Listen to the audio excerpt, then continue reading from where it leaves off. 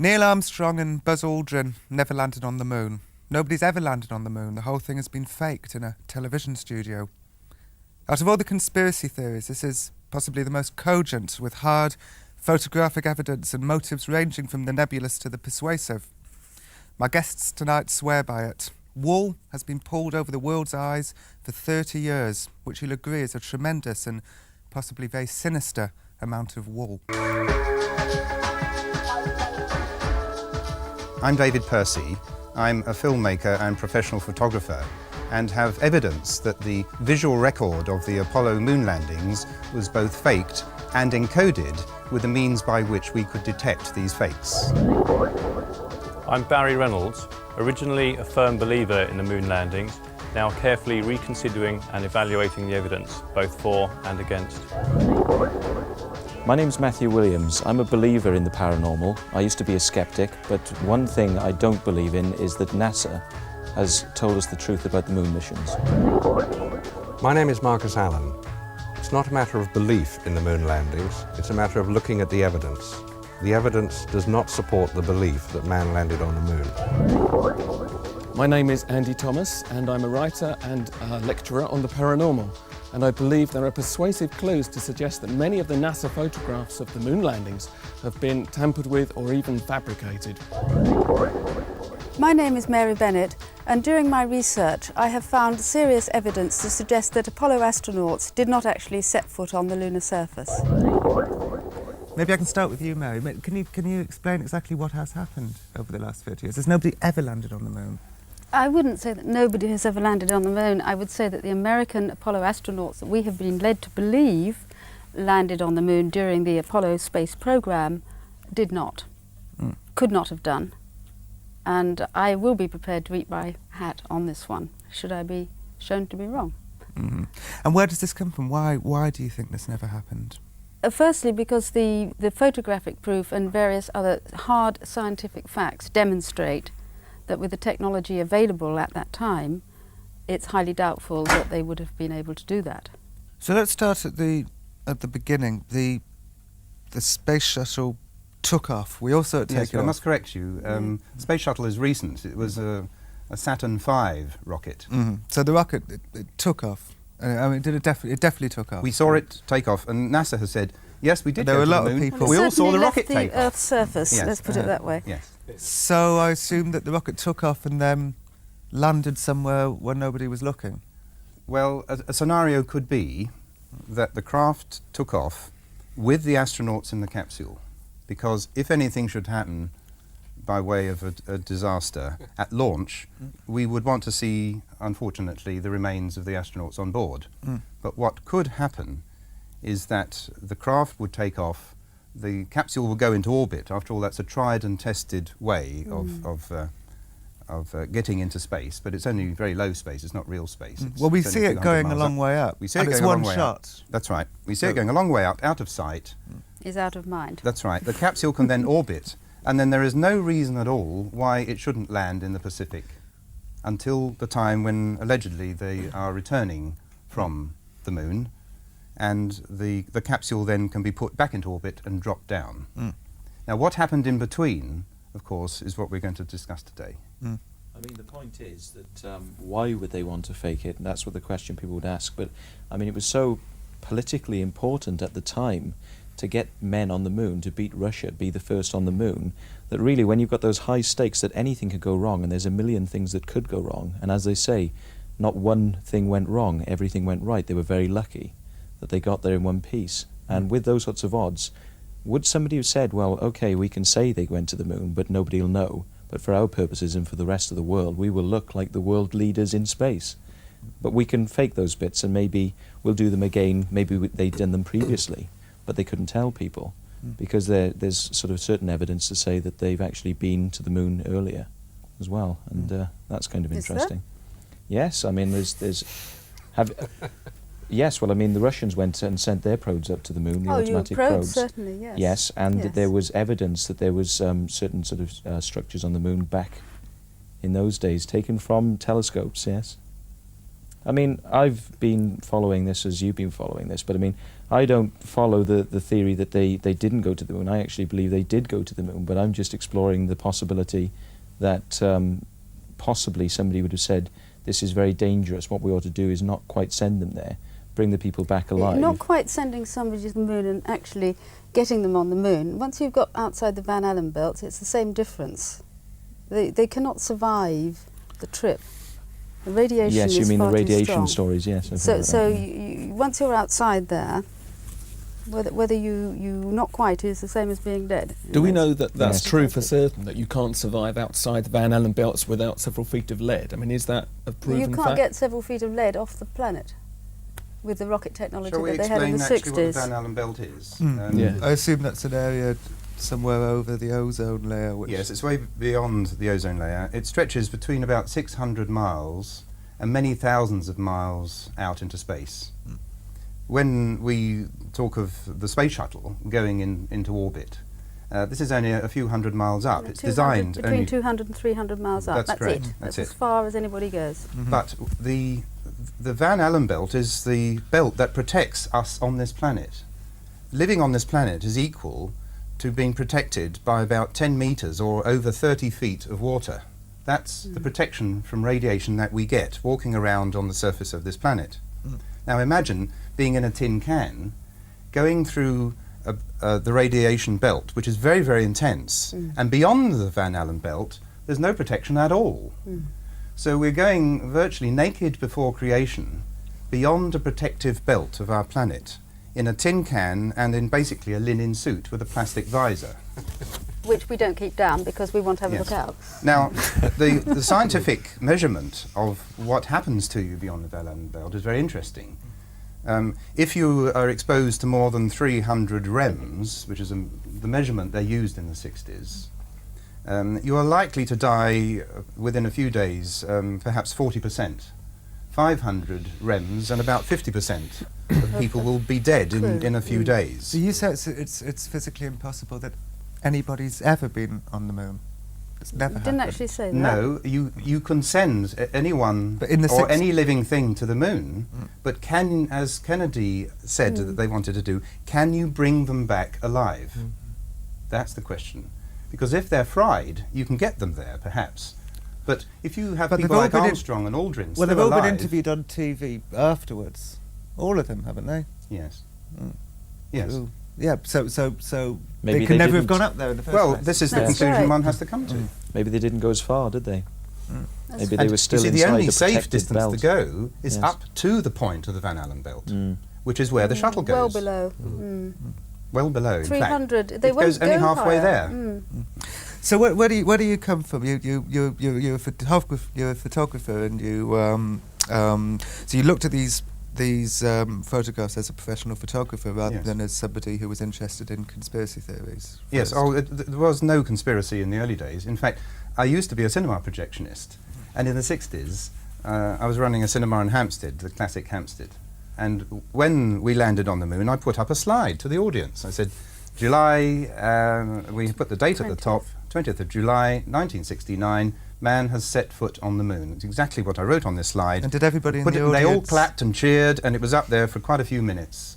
And it was They're not, wonderful. after a while, saying, "Can we see the film now?" Well, the film's still going. The film is still going. This was superimposed over the picture. Oh, that must have really pleased them. I know, it's exciting. And it was moment. wonderful. And a lot of people watched it live on television and so forth. But because I'm also a filmmaker, I got a hold of the material that was the alleged telerecordings of the transmissions. There are many hours, over 80 hours worth, of transmissions, allegedly from the moon. And I started comparing these photographs, which are full of holes in themselves, with the TV coverage. I think one example I could give you is of Aldrin coming down the ladder. It's quite a famous picture. In fact, there are a set of pictures. So not only do we have problems with the lighting, where we can see quite clearly that despite the fact he's coming down the ladder in the shade, he's perfectly bright, equally bright to the surface of the moon beyond him. And Neil Armstrong wasn't standing Well, there interestingly with a enough, flash. Neil Armstrong's Neil standing in Armstrong the has to be shadow. standing here in order to take the picture.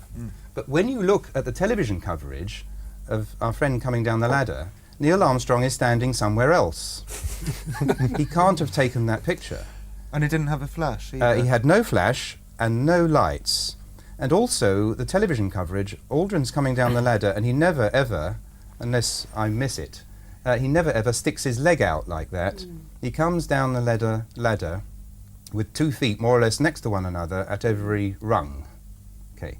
Now, the interesting thing is there are a set of pictures. When one looks at the dupe of the roll of film allegedly from Armstrong's camera, you see the hatch close, then you see him emerging, and then you see him partly the way down. Then Armstrong decides to take a picture of the leg of the LEM, and then he decides to take a picture of the engine cowling of the LEM. Then he comes back and continues Aldrin's descent, with the camera lined up exactly in the same way as it was for the earlier pictures. And he's still not standing in the right place, and in the television coverage he doesn't move. And we also have to say that that's very talented because he hasn't got a viewfinder. That's a very important point. This camera is a Hasselblad camera, and the back of the camera comes off with a film in it, right? And then you can change the film, or change from black and white to colour, by unclipping the back, putting in a plate, just like the old photographers used to have to protect the plate from being fogged by the light. And you don't forget, you've got these very thick gloves, and you've got to manhandle this plate. Well, they're enormously thick. You aren't can't they? bend They're your not- fingers right. in them actually because they're so pressurised that you And can't bend your so fingers. you have a camera, and to save on weight and glass and so forth, there is no viewfinder. And there's also no exposure meter. You have a little card that says, almost like cloudy bright F11. Right? So you have to get your exposures right, despite the fact that 1 minute you're photographing an engine cowling, the next minute you're photographing somebody in the shade. Okay. Now, any photographer will see, when you look at the original colour picture of that it's lit. That's the point. Lights are used. We've even done a blow-up of the sole of the foot, and you can see the direction from which the light is coming. So, Marcus, what David's saying is that the film and the photographs obviously were taken separately, which would seem strange in itself. Why would, even if it was faked in a television studio, why wouldn't there be somebody taking photographs as the film was being made? It's probably unlikely that anybody at the time that the film, the TV film, the cine film, and the still films were taken, that anybody, don't forget we're talking in the summer of 1969, when these would have been done, that anybody thought that 25, 30 years later, that somebody would have sat down and gone through, totally unemotionally, because we're talking about one of the great events of civilization, landing on the moon. I stayed up and watched it. A lot of people watched it. We really felt proud that this had been achieved. And we didn't question it. The evidence was in front of us. There they were, the photographs. We'd heard about the moon rock that was going to be on show in the Science Museum. We'd seen the astronauts come back. We'd seen the president greet them. You don't fake something like that, do you? Of course not. This is 1969. The world got a lot more cynical since then. And you don't think they were doing as such Matthew says, there are reasons why it was so important for America to be seen to be successful in space. Because Russia had beaten America into space in the first place by getting Sputnik up there, by getting the first man up there. America's pride was severely dented. Kennedy comes out with his great challenge to land a man on the moon and return him safely to the Earth by the end of the decade. And they did it. And America was proud. America was the leading country. But now supposing during the time that they were looking at how to get a man to the moon, the scientists came to the conclusion that it was actually impossible, that there were too many obstacles to overcome within the time frame. The radiation, which I think has been overlooked as a major obstacle. Sure, you can put satellites and craft up there that are not organic. You start putting organic matter, i.e. people, up there, and you've got a completely different ballgame. Yes, you can put man up there, but you've got to have 6 foot of lead shielding, and that wasn't there. So if they then got the idea, well, we're going to have to show that we did it for political reasons. Right, now we've got these big studios, we've got Hollywood, we've got all the special effects. They had a deadline. This was the date, the rocket had gone up, they had to get there 3 days later, they had to land, they had to have the television transmissions, then they had to come back 3 days after that. And just the fact of coming back from the moon is a major problem, major technical problem, to get through the little window. It's only 40 miles wide that you have to get your spacecraft to. Right angle. At the right angle. If it's too shallow, it bounces off and you orbit the sun forever. If it's too steep, you burn up. Little cinders picked up out of the Pacific. Not a good idea when the president's waiting. So you've got this whole pressure to produce a convincing scenario. I believed it. At the time, most people believed it. The main point we want to get across is that we feel that this is intentional. We don't think that this is sloppiness. We think that this work was done under the eyes or under the nose of NASA, that they would have seen the pictures. You don't think NASA is going to willingly publish this picture if they know it to be phony or if they know there's something wrong with it. They probably thought, oh, that's a good picture of Aldrin coming down the ladder. They aren't experts. You don't have a dog and bark as well. So if you've got your photographic experts taking the pictures, all that you're going to do is approve it. And one of the photographic experts you're saying was putting in these clues, hoping that somebody like you would... I think a possible scenario is that the team, the photographic team, and the compositors and the printers, they all realised what was going on, and they must have been party, some of them at least. Not everybody needed to know. So deliberate that they'd actually say to the person playing Buzz Aldrin, assuming Yes. that isn't the real Buzz Aldrin. Yes. Good point. I think Stick your leg there's out. no way, yes, and make sure that the lighting hitting the boot is directional, and just as with your shoe, there's a tread, and you can see by analysing the tread exactly where the light is positioned. Now, Goodness. that was thought through. Somebody must have thought that through. We've been concentrating a lot on that photograph. Can we look at some of these others? Yes. Now, this is perhaps So, the most... I mean, I've got to say that, you know, this is so persuasive, yet it's such a... It's difficult to take. Yeah, it's I very think that- difficult to that's- take, yet Horrible to very take. Yes, it's very persuasive. difficult to I'm take. being Now- torn here. You may want to look at that picture. Now, this is probably the most famous of all of the Man on the NASA moon. photographs. Man on the moon. But now look at it. Firstly, You said if we're we look at looking his down on reflection, you're him. going to see a bunch of girls. Yes. I think we should put to one side what's in his visor, because you could make a 2-hour program purely on that picture in his visor. Firstly, we're looking down on the astronaut very slightly. That's the first thing. You can Nothing see to the do with the top of his- lighting. You can see the top of his head. See the top of his head, and you can also see the top of his backpack. Yeah. However, the camera that photographs any astronaut is clipped to the chest. So how can you ever be higher than 6 feet in order to look down onto the astronaut?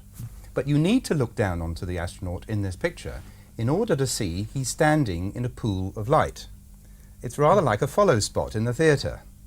You know, when somebody moves around the stage, this spotlight keeps them well illuminated, and you can see what is the hot area. The area where the spotlight doesn't hit is much darker. Well, it's exactly what we've got in this picture. Not only, however, is this light behind the astronaut, but the part of the astronaut that faces the camera that ought to be totally black, because we're in a vacuum and there's no way you get anything filling in. The rocks are totally black, by the way. When we see pictures of rocks in these Apollo pictures, they're so black you can't see where the rock stops and the shadow begins. So why isn't our astronaut totally black? Well, NASA don't want that. They want to be able to see their astronaut.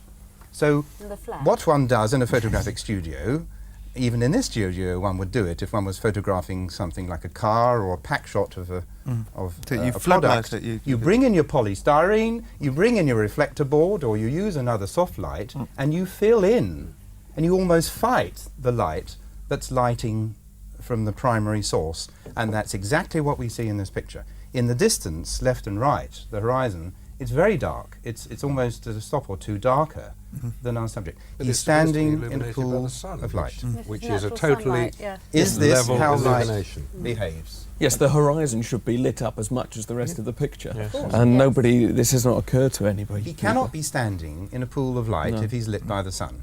It has to be lit. That means a studio. Unless, of course, that this was a specially prepared batch of film by Kodak.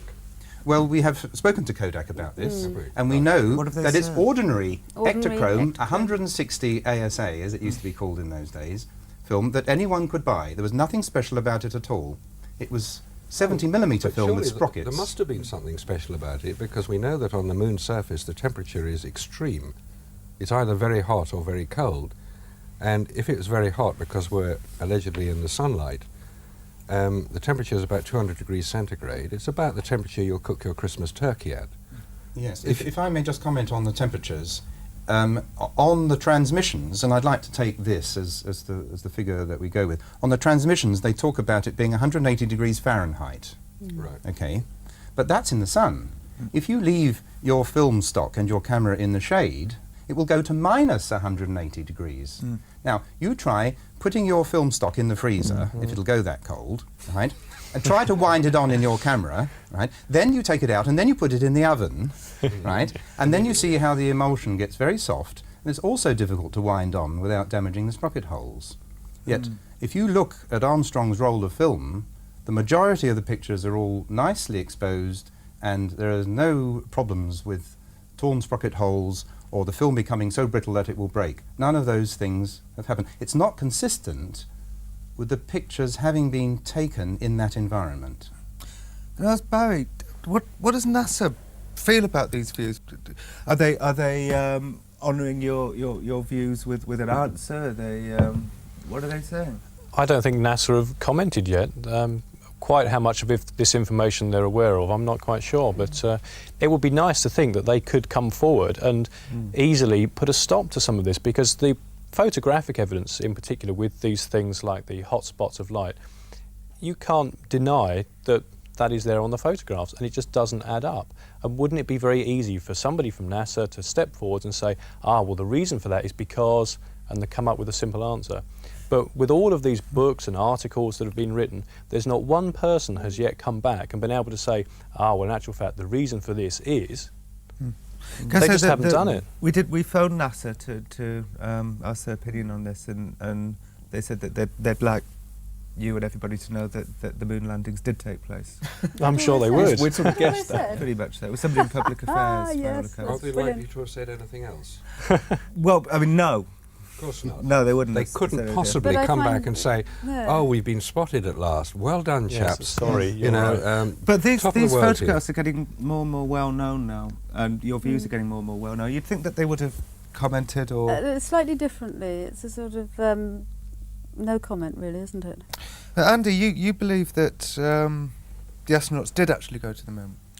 I find it very hard to believe that we've never been to the moon, because it's not just the shots taken on the surface. Of course, there's lots of photographs taken in orbit or whatever. Now, I accept they could have been taken by unmanned probes, but what concerns me more is just the photographs. Putting aside everything else, the photographs clearly do not stand up to scrutiny. Now, I think, like Barry was saying, we deserve answers from NASA. Now, if these are just simply us being very, very silly, it would be the simplest thing in the world for NASA to come forward and say to us, well, this is why these pictures look like this, and it's as simple as that. Now, the fact that they've said nothing at all is very strange. But I differ from David here in terms of the whistleblower's theory, which says that there were deliberate anomalies put into the photographs so that 20, 30 years down the line we would discover them and realise it was a hoax. I actually believe it's just as likely to be down to incompetence, because nobody thought that anybody would ever question the photographs that deeply. And human nature being what it is, and who knows, maybe the hoax was conducted in a hurry or whatever, we don't know why they did it. In a hurry, certainly not. Why do you think that? Because the whole of the Apollo program goes back well before 1960s. And the space program, if you like, well before the 60s. So this is not something in a hurry. Now, the decision to do it will have been taken as soon as they knew that radiation is the biggest showstopper of the solar system, of our probably living found by thing, the Russians which as is in well. 1958. They knew that. We've touched on the problems of radiation with the astronauts, but when we put this to a very well-known astronomer who runs a planetarium in England, we discussed what we've been talking about now, and within about 10 minutes he said, "We didn't go, did we?" Because we showed him a picture of the camera, and he said, "What about the X-ray problem?" Now, we all remember in the old days when we had these old-fashioned X-ray machines at airports. You'd say But they don't weren't put your film camera safe. through. And if you were a camera crew and you've been around the world going from country to country with your film rushes, as they're called, putting them through X-ray machine after X-ray machine, you could end up with your film being very badly fogged, which means it's not correctly exposed and will never look right. And Now, these photographs are perfect. No fogging. how any do photo. you take pictures with X-rays all around you with no protection for the camera? Now, the official explanation as to why the X-rays didn't affect the film is that the camera is very well protected. It was painted with a coat of aluminium paint. This is the Good, isn't X-ray it? protection. Ah. And some experts have said, you mentioned, what about asking NASA, but we have asked contractors to NASA, and they said, well, it must have been all right, because look, the pictures are fine. Was it Armstrong's voice that said one small step for man?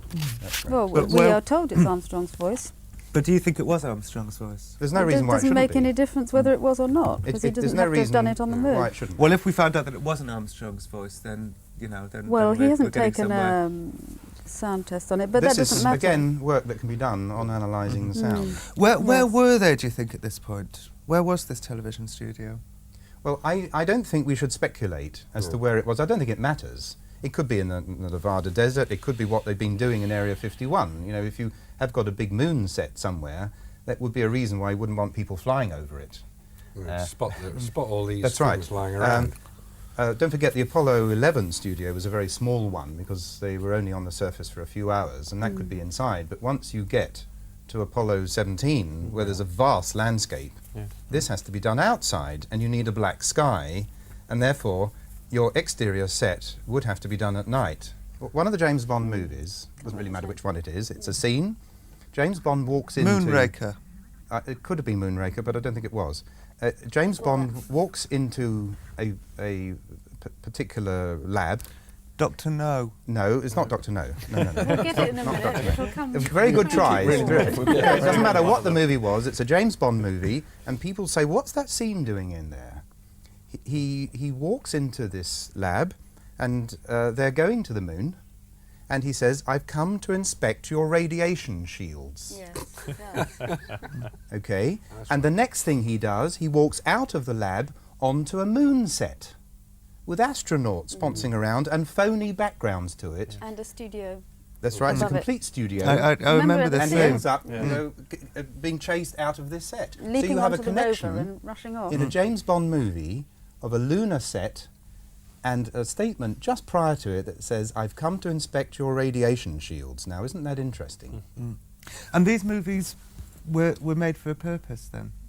Well, certainly all the movies are made for a purpose. One is to entertain, two is to make a lot of money, or possibly the other way round.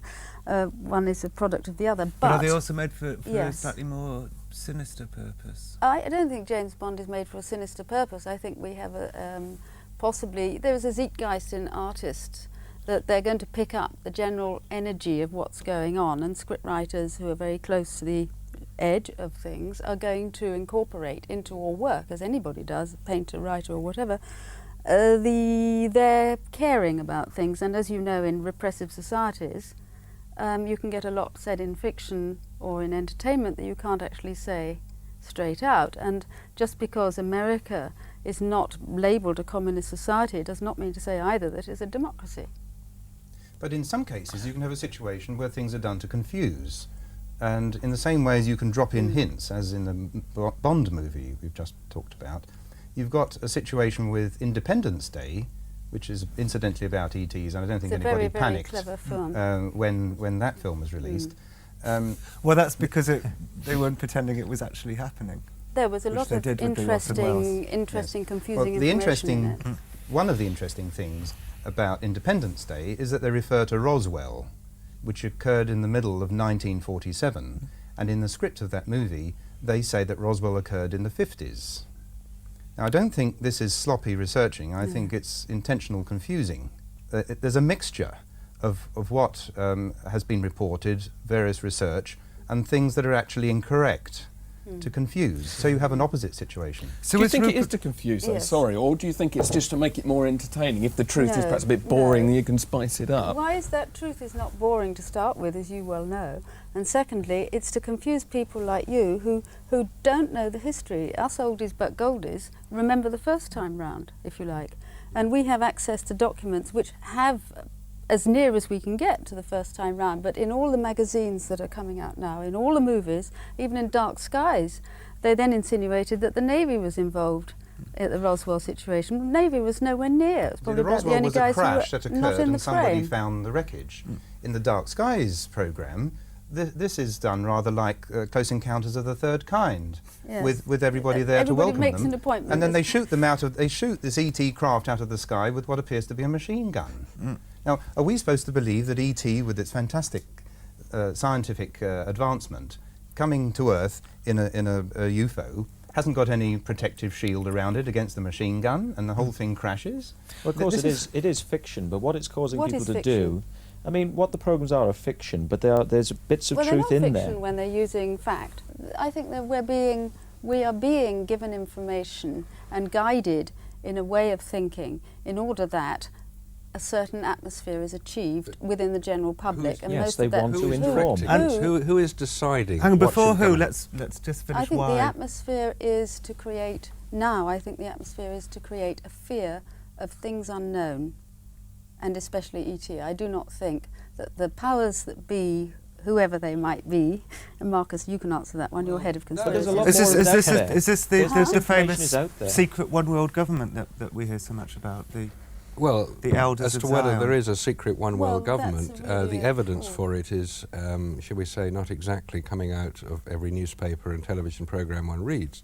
There is a rumour of it. There is there is certainly that is an explanation offered by many people for certain unexplained and unconnected events, which, by saying, well, it must be the secret one world government, whoever they are, it explains things which are inexplicable.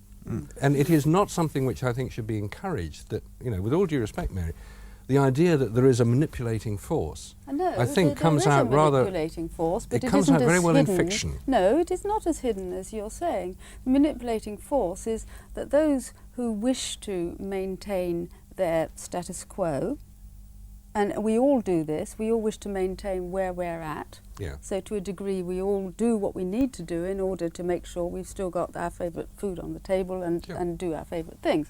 It is that on a larger scale, but the fact of the matter is, if ET is out there, it is not necessarily that he is a four-headed reptilian oink who can't relate to anything or anybody, but that is the impression that we are being given very much so lately in the last few years from the media and the magazines that publish this stuff, and there must be an intention behind it. And if you are running a multi-million pound company in whose interest it is to maintain your status quo at that level, then you would rather have things not change.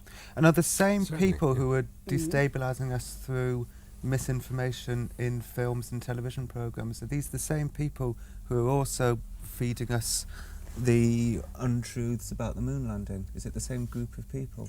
I would say that we are being steered by human beings in one direction, and I would say that the experiences of many, many, many, many people of other forms of consciousness are steering them in another direction, and these two directions are possibly not of the same demands. And it is not ET or the consciousnesses that manifest as such who are the aggressive partners in that. We're all sentiment. being very mild-mannered here today, and Yes, I aren't mean, we? we have a lot to say. I mean, there is evidence. We haven't looked at all of it here. I mean, the thing is, life is easy to live if you're ignorant of certain facts. And people live their lives quite happily, not knowing some of the things that some of us here have come into contact with, the information. The information is out there. It's not necessarily suppressed. And if you look a little bit further, just beneath the surface, I mean, this is not crazy stuff. This is out there. That picture is interesting for two reasons. A, you can see the lem there with nothing disturbing to the rock. and B, you can see shadows going in crazy directions. You'd expect a dust blast or something, Yes, wouldn't you? You know, absolutely. Well, there dust. are so many different statements about dust. You know, one mission will say, "Oh, kicking up a lot of dust." The other will say, "Oh, no dust here." Yes. You know, This is another it's picture of the LUNAR completely all module. over the place. in their comments. Have you never thought about, surely the natural progression of your investigation would be to try and find out the people who took the photographs, where the moon landing was faked, what television studio? Have you never been interested in trying to discover Oh yes, those in fact, things? we've even been to speak to engineers who actually worked on that module. And we've got some very interesting answers, which are going to be in our book. But there is something else that anyone can test, and it's a very interesting thing to do. If anyone has an encyclopedia, like the Grolier Encyclopedia on CD-ROM, you not only see the footage, the alleged footage, of us coming down, landing on the moon, okay, but you hear Armstrong's voice saying that he's giving a countdown as to how things are progressing, mentions the phrase, picking up a little dust, and so forth, and we see the touchdown. Lights on, forward, forward, 40 feet down, 2.5, picking up some dust, straight shadow, 4 forward, drifting to the right a little, 30 seconds forward, just contact light. Okay, engine stop. We copy you down, Eagle. Listen, Tranquility Base here. The Eagle has landed. Now, as a filmmaker, one has filmed in many places. Helicopters, Boeing 747s, even a guy piloting a bobsleigh on the San Moritz bobsleigh run. You get a lot of And dust. you cannot hear a word they say unless they shout, unless there's stress in the voice, unless there's tension. This capsule was pressurized. They weren't yet wearing their spacesuits, so they were alive, allegedly. So how are they able to say, picking up a little dust with complete silence in the background? It's, in my view, it's more whistleblowing, because it would be easier to add the rumble. Now, don't forget, he's standing over On top of this engine. this engine that has 10,000 pounds of thrust throbbing away. I mean, if you were to watch a rocket being Sexy. launched at Cape in America or in Russia or anywhere where we launch rockets, you have to stand more than a mile away. This is dangerous and noisy. If a rocket ever falls over, the blast will blast things at a tremendous rate, a tremendous force. Imagine your sofa is just above a rocket with 10,000 pounds of thrust, and you're just talking as cool as a cucumber? He was very calm. The Eagle has landed. But he was representing America. He had to be calm. This was a big moment Well, for also him. Exactly, but it's phony. It isn't real. That he had done many hundreds of simulations. He'd spent many months, all the astronauts, Yes, they spent over a year worked in preparing each mission. simulators, just On as airline simulators. pilots today work in simulators. What do you do if all 4 engines die on you and you've got a thunder, you know? The astronauts trained in simulators. Armstrong was known to be one of the coolest pilots. He was, incidentally, Armstrong was a civilian. No, he was not. military. He was not a civilian. He belongs to Edwards Air Force Base. He was flying X-15s He or whatever it was. he used to fly the X-15s out He of was Edwards Air never a Force Base. civilian. Have any of you ever tried to approach Neil Armstrong to talk to him about this? We know somebody who has. He's a reporter in America, and he once went to see Neil Armstrong. He lives in a farm in the middle of nowhere. Unlike Aldrin, who has been doing the circuit for many years and endeavouring to put a brave front on all this, Armstrong won't talk to anybody. Anyway, this reporter, who's a television reporter, went along to Armstrong's place, knocked on the door, said, "Could I speak to you, please?" Armstrong said, "If you ever come back here again, you'll be physically removed from these premises." He did go back again, and he was physically removed, and he has got it on video. And did Now, he say to is Neil this consistent with a man who went to the moon in peace for all mankind? Yeah. He will not discuss it. He's given his 10 interviews over the last few years that he's obliged to give, and he will not give any more. Why can't he be courteous? Why can't he say, look, I've retired, it's all in the books? Why say to someone, allegedly, that if you return here again, you'll be forcibly removed? Maybe he got sick of it, moon this, moon that. Why would you get sick of something unless you're really sick of it? Well, if it was a very small part of his life, of course. What? It was just. It's the biggest thing that ever happened to Absolutely. him. Well, exactly. Would you not think? Yes, and he's spending the rest of his And life living in the shadow of it. For one of the researchers, No. a journalist contacted Aldrin quite recently and said, what about all this stuff that we may not have gone to the moon? And he came out with a lot of very interesting comments, which don't answer the question at all. He could easily have said, and I think if I had been, or if anybody else had been there, he would have said, I don't care what you have to say, I stood on the surface of the moon, I was overawed, I couldn't believe the majesty of the stars that were around me. Well, they can't it say was that. so moving, it was the most fantastic thing that ever happened to me. No one can ever take it away from me, and I don't care what anybody ever says. I was on the moon and it was amazing. None of them have ever spoken in such terms. They all come out with gobbledygook that enables them to perpetuate the myth. None of them are passionate enough. None of them are acting consistently with having been where they allegedly have been. But this does raise an interesting point, though, that we're not just talking about one mission here. We're talking about several missions. Now, the one question which bugs me slightly is, if you're going to hoax it, Why okay, you do it continue to once. hoax it? Why keep doing it again and again and risk being found out with every mission that you pretend to do? Why not just leave it at one, possibly two, and then say, OK, we've made our point, it looks like we've been to the moon, let's leave it there. Now, why keep trying to perpetuate going to the moon? Surely that's then risking being found out. if you look at the story of the missions, the way they work out, the events that happen on them, dare I say, script writing into each mission, you'll find that there is a cut-off point for public awareness. Apollo 12, the camera, allegedly, didn't work on the lunar surface, so it was sound only. Now you're talking about a country that lives through its television, and television at that time was a relatively new toy. So, you know, people would normally have been going, gosh, second mission to the moon, and you know, human beings, they're more interested in what's going to go wrong than what's going to go right.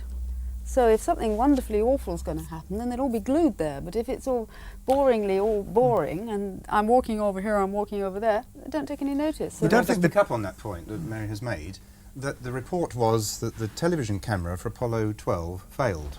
But if you look at the footage, frame by frame, which I have the luxury of being able to do with an edit suite, you can find frames where the camera was picked up from being laid on the deck to being put somewhere else, and you can see quite clearly the camera is working. So, if this is correct, if the camera was working, and it was working when they came down the ladder, why didn't someone at Mission Control say, come on guys, put the camera on the legs, we want to see what you're doing? Never, for over half an hour, does anyone tell them to do something about this camera that isn't set up. Then, are we surprised when none of the TV networks in America wants to take Apollo 13? They don't. Of course they don't want to take it, because they were really bored with Apollo 12. It looks too much like script writing. But if Apollo 12 was fake and the cameras weren't working, why not just fake the pictures like they did the first mission if the camera wasn't working? Why say the camera wasn't working? Why not come up with pictures like they did the first time? Well, they did. They took The stills photographs. were faked. Allegedly, they still went. Whatever happened, I mean, there is one possible scenario here that all these Apollo missions are a front for what might have really happened. Yes. The shop window version. Which was what? Well, I don't think we've got time to go into that today. But we really haven't, I think John, that's yeah. more likely. I think that's more likely than it never happened at all. That what we're presented with here, what these pictures are not the true story, but there is a true story to be told. Yes, but we're just talking about the shop window version for the moment. Okay. Now, if you want Apollo 13 to happen, in other words, if it's part of the planned Shop window scenario, that the things will get grander and grander, but you need Apollo 13 in order to draw people's attention, you then have got to make sure that they're not particularly enamoured with 12. Okay? Are you suggesting that the Apollo 13, the mishap was staged? Well, Yes. everything, we're Everything saying is everything is staged. staged. Yes, definitely the Therefore, mishap's Apollo staged. 13 was a script at the beginning, just in the same way as the movie. In fact, the movie that you see is a script. Okay, Shot in Hollywood. and that's what happened with Apollo 13, really. Nobody went to the moon and nearly landed and then safely got back through the narrow window that Marcus has described, using this LEM engine. No one did that, in our view. So Apollo 13 was staged for ratings purposes? It was staged in order, yes, for funding. Because Funding, yes. NASA is slowly finding its funding is being reduced. They wanted to go further and further and have more missions. This was the answer. If there were planned to be more missions, and if these are pictures that are just literally fronting the situation, they have to carry on doing it. You also have to justify the funding that you have had. Can I ask, was the Challenger explosion staged? The explosion was real, Question. but how it occurred is another matter. Space shuttles do go up. They do orbit the Earth. They're in low orbit, 250 or 300 miles up. There's no problem You about mean that the at accident, all. don't you? Yeah.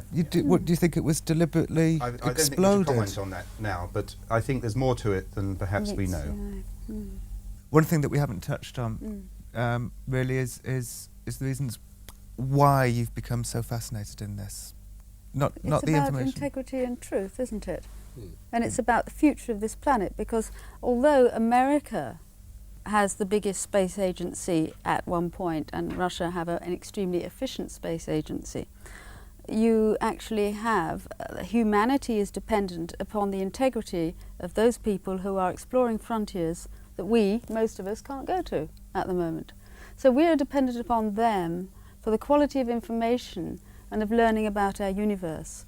And therefore, if there's something wrong, then everybody deserves to be given the chance to make their own opinion, because we cannot live in fear and doubt and not be able to trust the information that we're given. And why are you the person to filter through this information? I am not the chosen one to filter through this information. It happens to be that I have fallen upon it through other work and circumstances. Everybody's doing it. We're all doing it. You're doing it by asking the questions.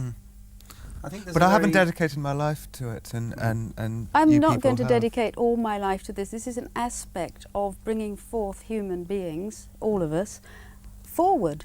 We're doing it for nothing. You know, we're not being No, paid for absolutely. being here But the tonight. point is that We if do it we out of the don't- passion and the belief that we have. I think there is a very important point that we've got to stress, that we live on a very special planet. Life is very special indeed. And I think it's time that we realise that if we wish to travel in space, which I'm sure a lot of people would like us to do, thinking long term, surely we will travel. We can't expect to go without emulating the conditions that we enjoy when we're living on the planet. In other words, our craft that we travel in have got to be more like UFOs, with a very sophisticated technology for propulsion and protection, with shields and radiation protection. The galactic cosmic radiation is lethal. You have to have a craft that can carry the required protection and have the thrusting capabilities.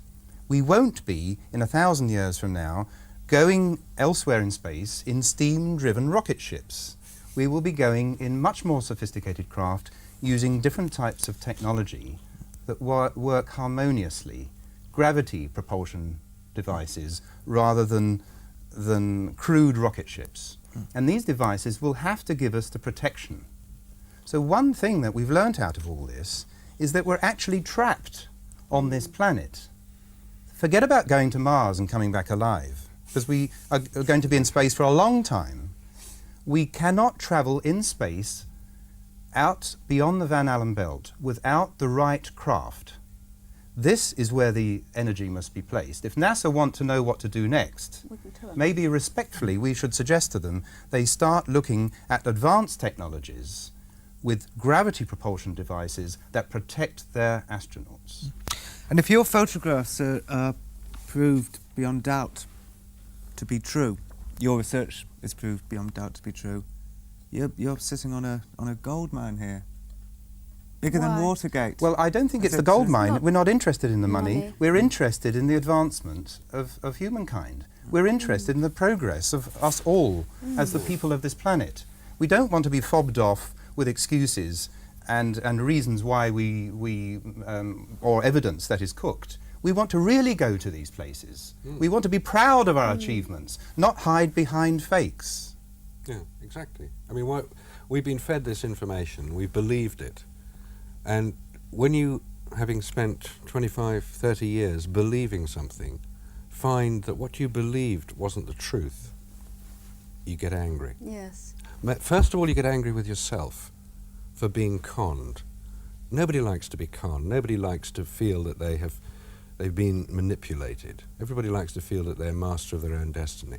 You suddenly find that one of the major events of the 20th century or any century is not actually what it would have appeared to have been when we were told about it. So you think, well, if that was wrong, what else is wrong? And you then dismantle the whole of one's belief, of your belief system, and you start building it back up again. I'm quite often asked, do I believe in UFOs? And my answer is always the same. It's not a matter of belief, it's a matter of evidence. And this is what David has done, or what we're doing here tonight. We're looking at the evidence. I think that's Don't believe the thing. what we say. Because we've touched on a lot of things tonight, like ETs, UFOs, but throw all that away, because to some people that biases them against it and they'll think we're all cranks. The fact is that the evidence is there in the photographs, that we have not been told the true story. What the exact true story is, we'll never agree, but the evidence is there for all to see, not just people with what others might call cranky belief systems. And it's up to people to take themselves to the photographs and see for themselves what people like David and Mary and the rest of us are saying.